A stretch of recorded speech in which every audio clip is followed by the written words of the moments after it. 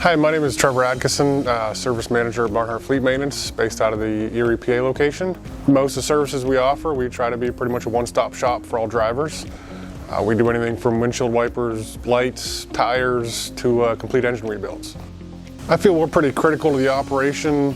We're pretty much a front line of making sure all the trucks are up and running, safe to be on the road, DOT legal, helping customers. We have a direct correlation. If the trucks are down, the customers aren't getting supplied. So if we don't do our job, we have the risk of losing customers.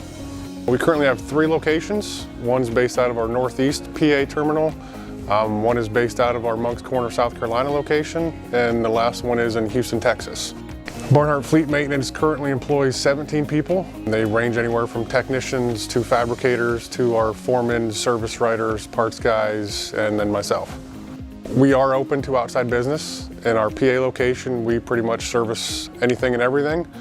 We do a lot of farmers work. We do a lot of local customers that we deal with. We're trying to grow all 3 locations to pretty much be the same as each other and do as much work as we can for anybody.